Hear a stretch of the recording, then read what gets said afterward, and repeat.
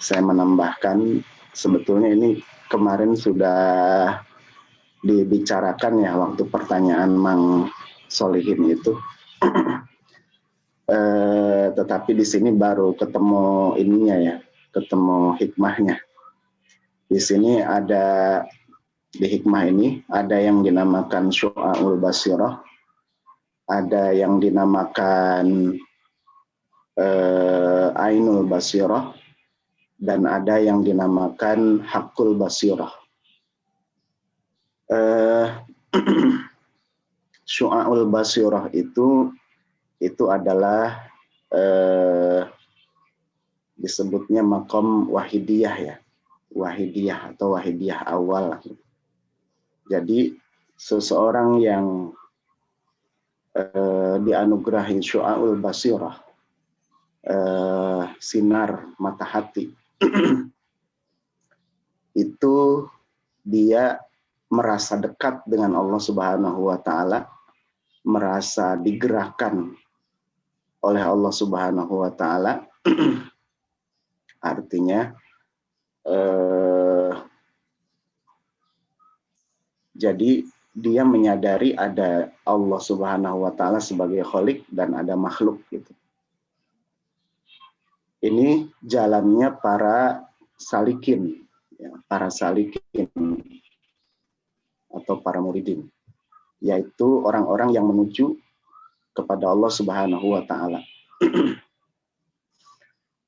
Dan apabila Allah Subhanahu wa Ta'ala berkehendak gitu ya,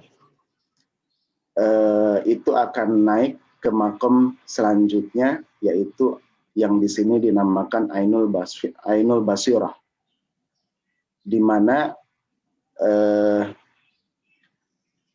wujudnya Allah dirinya itu tidak ada gitu, karena adanya Allah Subhanahu wa Ta'ala. Jadi yang wujud itu hanya Allah Subhanahu wa Ta'ala.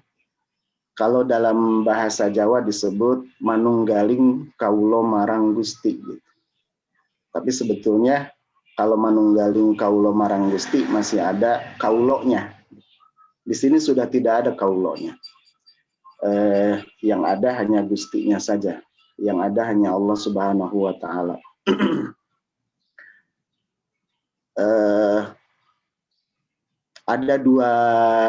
Ada dua cara untuk mencapai kepada makom ini, makom fana ini. Yang pertama adalah muridun, ya, yang kemarin sudah dibahas di dalam hikmah sebelumnya, dan yang kedua muradun atau majzubun. Jadi yang ditarik. Kalau yang muridun atau salikun itu menempuh ke jalan ini, berusaha untuk sampai ke tahap ini, berusaha untuk sampai ke tahap ini. Tapi semuanya juga anugerah dari Allah Subhanahu wa Ta'ala. Hanya kalau muradun itu tanpa usaha. Jadi memang Allah Subhanahu wa Ta'ala berkehendak. Yang boleh kita usahakan itu yaitu salikun. Muradun itu tidak boleh diusahakan. Karena biasanya muradun atau majzubun itu fana ya. Artinya dia usul kepada Allah Subhanahu wa Ta'ala itu sekonyong-konyong.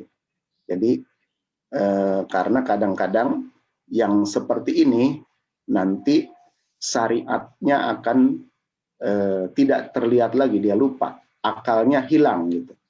Ibarat orang yang bangun tidur langsung melihat cahaya yang sangat terang, dia silau.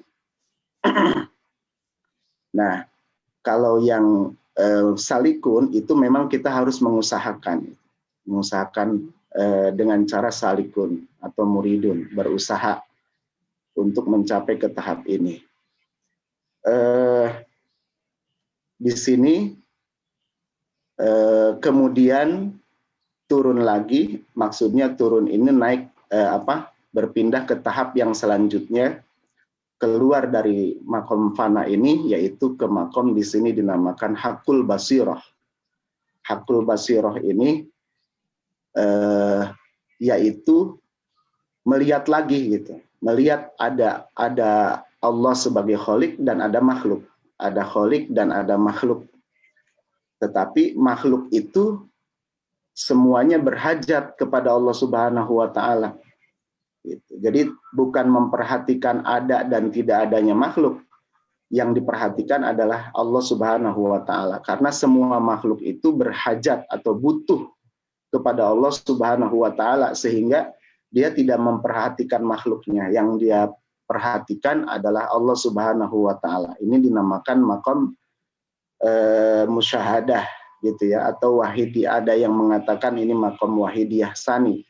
Kalau Mang Keitoni kemarin mengatakan ini maqam baqo. Jadi dia sudah musyahadah gitu.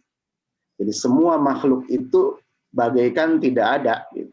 Yang ada hanya Allah Subhanahu wa taala, karena semua makhluk itu butuh atau berhajat kepada Allah Subhanahu wa taala untuk berbicaranya, untuk bergeraknya, untuk hidupnya, matinya, diamnya, bergeraknya, semuanya butuh kepada Allah Subhanahu wa taala.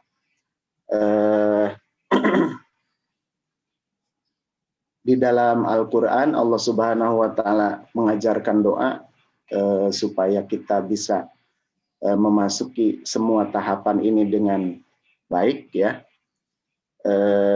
yaitu a'udzubillahi minasyaitonirrajim, bismillahirrahmanirrahim, wa qur rabbi adkhilni mudkhala sidqin wa akhrijni mukhraja sidqin waj'al li min ladunka sultanan nasira. Itu doa yang diajarkan Allah Subhanahu wa taala dalam Al-Qur'an. Ya Allah, masukkanlah kami mudkhala sidqin, dengan jalan masuk yang jujur, yang benar gitu.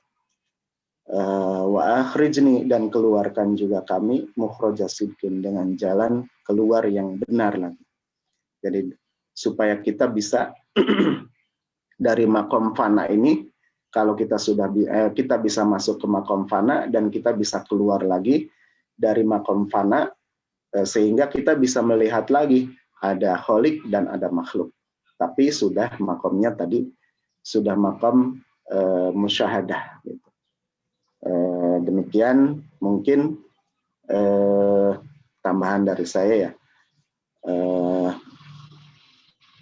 Terima kasih, mudah-mudahan bermanfaat. Assalamualaikum warahmatullahi wabarakatuh.